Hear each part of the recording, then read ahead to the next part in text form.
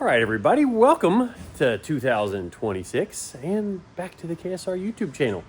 Took a little bit of time off, as you guys probably have seen, after my month-long videos. And there was actually, I didn't plan to be gone this long, but right after the new year, we went snow skiing. So I went snowboarding, all my kids snow skiing and all that stuff. Kind of hurt my wrist. Snow tubing makes it kind of hard to edit when you're down a wing. So back to probably 95% now. My wrist doesn't hurt nearly as bad as it did, but we're back in the game, and we're going to give you guys an update on the Burnout car engine that we've been working on, but kind of behind the scenes. Give you some updates on that. Also, heck, let's do a quick shop update. Eric's working on the back panel in this to close off the back of the car because it's not going to have a rear seat. See the AccuSumps mounted back there in the back, got the oil line running down. The carpet is fit for the front. There's going to be a back carpet in there, and then the rear seats go in. That's a pile of parts for something that we can't talk about yet. It's exciting though. The brake system is all installed on this. We've got Willwood boxes everywhere. And CJ is working on putting an E-gate. That joker's heavy too. We are adding an E-gate right to the bottom of the Y here so that we can actually control the valve instead of just leaving these open. And then I guess we might as well talk about Eddie too. Eddie's making noise over here on the... What are you doing, Eddie? Working. I'm making cool custom parts. Custom parts? Yeah, for that. Corvette. So he's making a new crossover for the fuel cell. Yeah, this stuff. We had originally fabbed one out of 2 3/4, but this tube is slightly bigger and we were getting a little leak. And since that is an endurance road race car, we've got to make sure it has no leaks. But let's get through the intro, talk about the Burnout engine.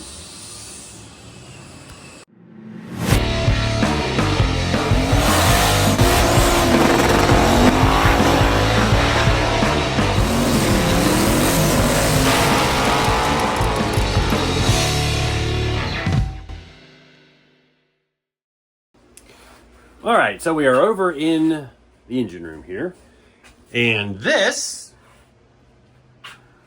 is the 6-liter iron block that we put into the Burnout car at the beginning of, actually I think it was the end of 2024. That engine ran 4 or 5 events. So we had LS Fest. What do you got stuff you're machining? What are you doing? I'm doing a YouTube video, obviously. Shiny. Yeah. I hadn't even started talking about stuff yet. I was telling the people what happened to the old motor. Oh. Hey, what is that though? What is what? Hey. Nice. So anyways, after hey, the horn works. What was it? After the Freedom 500 event, we pulled this motor out. Yeah, a while ago, earlier last year. Yeah, because it won at the Freedom 500 event. Or did we pull it out after Indy? Or did it have the stock block motor in it at Indy, or the completely stock bottom Indy? I can't keep track. I can't either. So anyway, this deal ran 5 events: LS Fest, Les Mullets 24, Freedom 500 event, Sick Week. We did some burnouts with it. Sick Week, because that seems to happen. Sick Week coming up quick. And yes, there is a KSR shop party again. Anybody is welcome to come to it. It's going to be Friday, the 6th or 7th? 6th. And we'll have pizzas, coolers full of waters and drinks and all kinds of stuff like that. Beverages. lots and lots of people here. There's lots of people that drive by, and the weird smoke comes from their car sometimes. I don't know where that comes from. It's the weirdest thing. We don't know what happens. So anyway, after all those events, we decided to take the engine out and inspect it because we had tried some new stuff on it. I had actually used a stroker WireCare street piston with a long, much longer than stock Oliver rod. So the idea was to cut down on the rod stroke ratio, keep the rod bearing happier, keep the rod happier, all that stuff. It actually slows the piston speed down when you use a longer rod. Anyways, stock stroke, actually it had a LT crankshaft in it. And when we took it down to inspect it, just to see what was going on, I don't know if you can see the bronze on there. Yeah, that's pretty obvious. Yeah, you can see that from space. It's pretty bad. So we had an issue with the wrist pin seizing not only in the rod, might not be able to tell. So I need a pin or something. Give me that pin. A little pointer? Yeah. So this right here is supposed to be an oil ring groove. And it's, you see how shiny the bore is right there? That's shining it up because there was a lack of oil in there. So, called up Oliver and sent the connecting rods back for a freshen up. They got us set up with, I haven't even taken these things out yet, but I put some fresh bushings in there. And we swapped to a rod bolt that was better designed for hanging this thing on the limiter at 8,500 We're on plus 10,000 RPM. 10,000, bro. No. Once. Please. Oh. Once. Once on the dyno, once. Please. What did we do before? Like 91, 92? I thought it was 94. Was it 94? We need to go back and watch the old video. But it wasn't 10,000, and that's a problem. 10,000. We don't have the valve train for 10,000. Get the valve train for 10,000. I don't think a hydraulic roller would do it. I'd have to go solid roller. I don't want to go solid roller. No, solid rollers for sissies. Real men use hydraulic rollers. So, we decided to go ahead and start with a fresh crank. This is an LT, a GM LT crank, like a late model. It's a forged factory crank. They're heavier than stock LS cranks, but way more robust. Like, I mean, guys have made like 2,000 plus horsepower with those. So my thought was with the forged crank, because it is kind of known that the factory LS cranks will start flexing, especially at high RPM, which this thing, it does a lot of RPMs. Yep. So called and talked to WireCare as well, and Rods on this side. oh, these are some awesome rods. Those are sweet.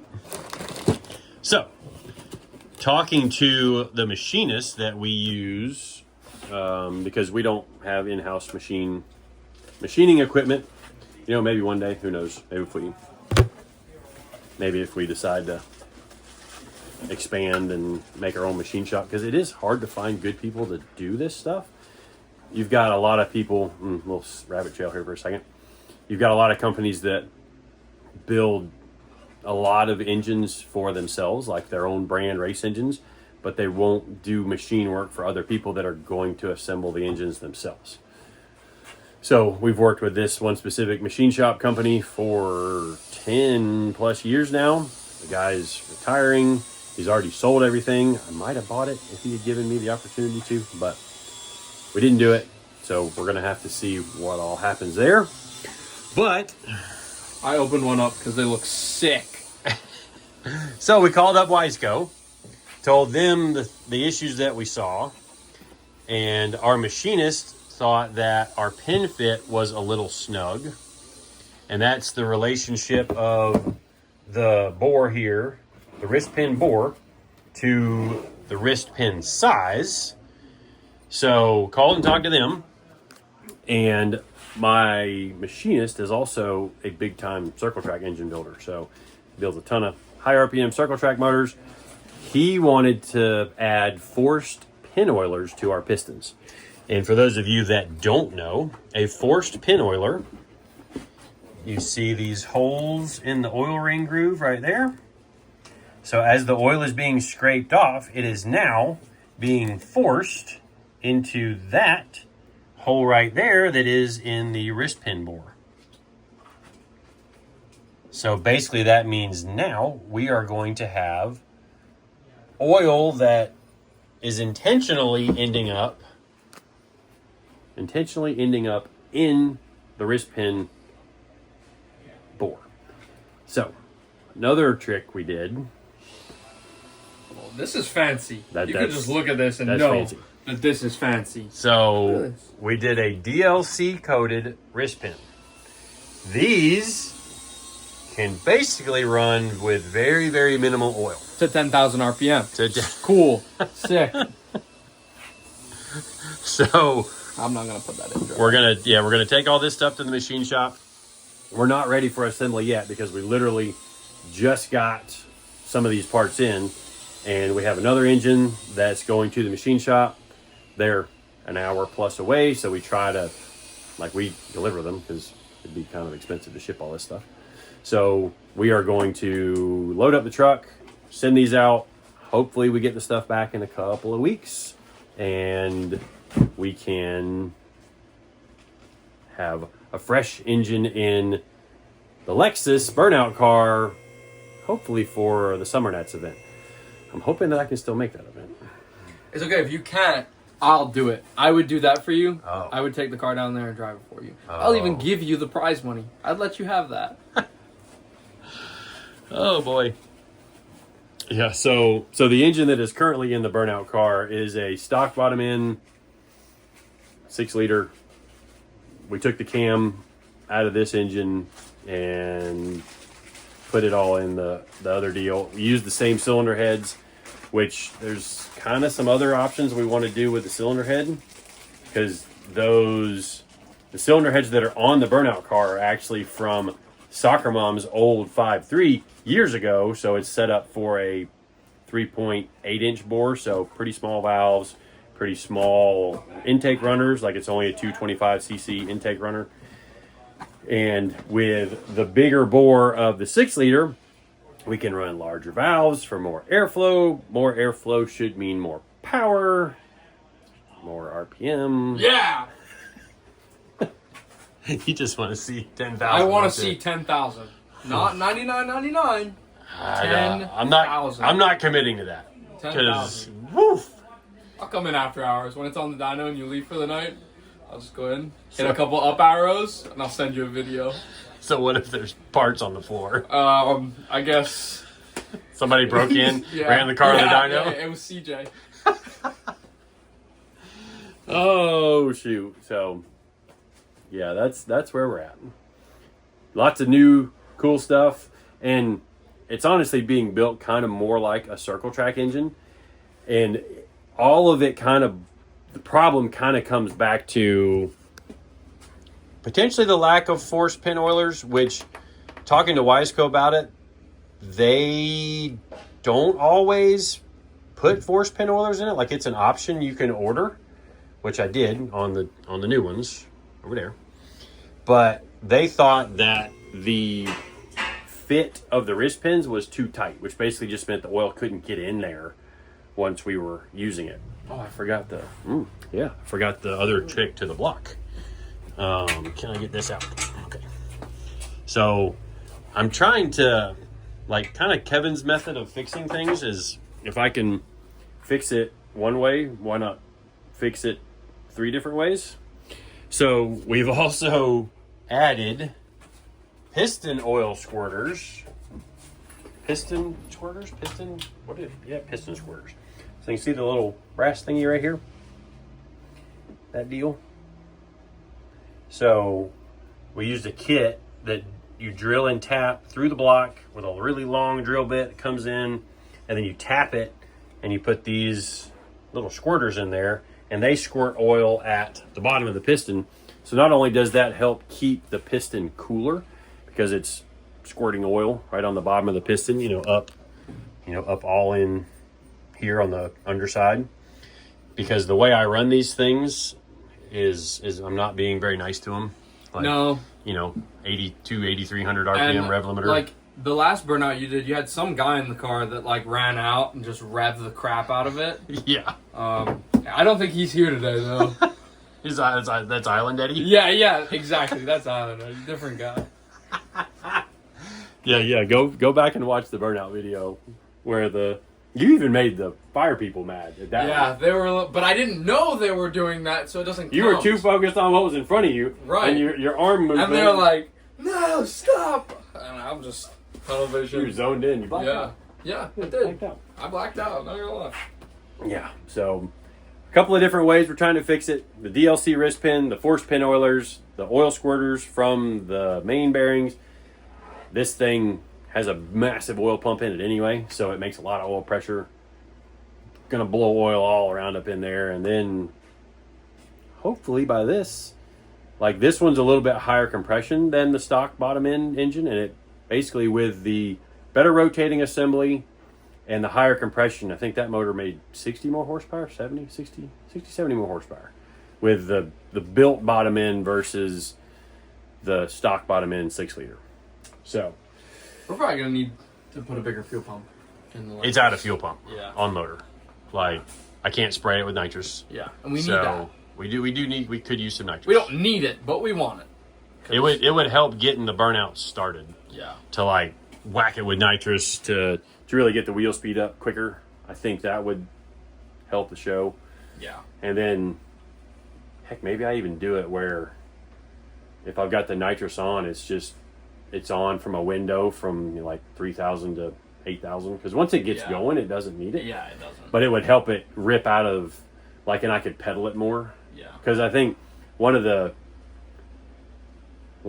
bad things about how I run the car is I'm literally, most of the time I'm floored. And then I've got the computer taking control of the rev limiter and how it's manipulating the timing to keep the RPM right where I want it. But I think it sounds cooler. It's a better show when I'm ripping the throttle, although that doesn't get the header hot enough. Like if you give the header a chance to cool down by checking the throttle, it doesn't get the header on fire. Yeah. So that's true. Stuff we got to think about. Yeah. Because obviously we like having the header on fire because that's just cool. Well, the fire guys don't. More fire, less tire. That could be a good T-shirt. Oh. We need to get that made into a T-shirt. Yep. Do. All right. Anyways, that's enough jibber jabbering about engine parts. And for those of you that have asked, yes, there will be a Blazer video this weekend. I didn't get one done the week after we got back to the shop because wrist was a little wounded there. Actually, kind of hurt my ankle too. But it's old man problems. I tell you what, I do not heal back like I used to. Like it has been, for sure, it has taken me way longer to get back than it used to. Like I used to you hurt your wrist or your ankle or whatever. 2 days back 100%. Now it's been like a week and a half, and I still don't have full range of my wrist. It's getting there, but it's kind of sore when I really try to go I was trying to push a ice. Well, I thought it was a snowball when I was snow tubing. I was going down the snow tube things at Sugar Mountain with my kids and stuff, and there was looked like a big snowball. Well, and I was going to just push it out of the way. Well, when I pushed it, it wasn't snow, it was ice. And it was a lot more dense. And instead of it just exploding the snowball, it exploded my wrist, basically. But anyway, a little bit of a wordy video, but wanted to get back started again with some videos. Got some exciting stuff coming with hopefully the first gen Camaro making the dyno, I hope, later this week. The Vipers are, you had a pretty good weekend filming or racing the Viper this past weekend. Didn't film anything, not gonna lie, but I've got to still do some videos from your Champ Car races. Champ Car racing. Yeah, we came second in the first race. And this is with the Vipers. With the green Viper Pro Racing. For SCCA, like majors, Sebring. Yeah. Because we're trying to qualify for the runoffs again this year. We qualified last year but didn't go. Yep. This year the plan is to qualify and run the majors, or the runoffs. Yep. In September. Are they at Road America again? Yeah. Sweet. I think so. So we came second in our first race and third in our second race. And we only got beat by some Toyota TA2 cars. And they're both driven by 15-year-old twins, which is wild. Yeah. I noticed that their last names were the same, and I'm like, oh, maybe they're like brothers or whatever, because they race the same car. Yeah, they're brothers. Yeah. The twin brothers. Yeah, twin brothers. Both That's 15 years old, and they're drivers. Not a bad gig. Yeah. 15, fearless. Yep. Bunch of money behind you. Yeah. In a car that you have spares for everything in the trailer. Yeah. You know, which you have to in Yeah. racing like that. You know? So, But then we've got a Champ Car video to edit where you guys went down to Sebring. Went down to Sebring. So I was at Sebring last weekend with the Viper, and then 2 weeks before that, I was at Sebring with Grant and Chuck in the NC Miata doing Champ Car, and we destroyed them. I'm not gonna sugarcoat it. We kicked puppies. Not gonna lie. We won by 9 laps and had the second fastest time of the day, like lap time of the day. And it was only behind a C5 Corvette that was in the EC class. A C5 Corvette? Yeah. Oh, yeah, it EC. was it was an EC Corvette, and they run, which I actually saw them at the SCCA Majors event. They were there. Oh, which cool. is kind of cool. They were running, but they Same run car? like spec Corvette. Not the same car, but same team, because they have like okay. spec Corvette guys have like 6 cars each. Oh. You know, each team has like 6 cars. Gotcha. But yeah. Cool. Yeah, it's So fun. look for that video from, you did video some from that I weekend. did video some, and like, I got to get on board from Grant still, right? there's no onboard. They forgot to plug the camera in. Not even like lap 1? No. They didn't plug the camera in. It's a USB powered, and they didn't plug it in. It's only USB powered? Yes. There's live stream. I can feel your disappointment because I'm Yeah. disappointed. Yeah. So there's live Blame stream. him. It's his fault. It's definitely not my fault. I don't do the camera or electronic stuff. The Bummer. owner is literally a software engineer. Yeah. And he didn't plug the dang cameras in. Well, that's that then, I guess. Yep. So Well, we'll see what happens. we'll see what we can make out of a video for that. There is some Champ Car video from AMP, VIR. VIR. I could Yeah. use day 2 there because I won that race. Yeah. Yeah, we did run that. Was there on board that day? Yes. Okay. So we might be able to have some video from VIR, which that is, Yep. that was November? Early December. Early. I don't know. I think it was the first weekend of I summer. don't know. Anyways, I got to get to work editing this, and Eddie's got to get to work back out in the shop. Yeah. Get to work. Okay, bye. All right. Appreciate you all watching, subscribing, following along. See you guys next time.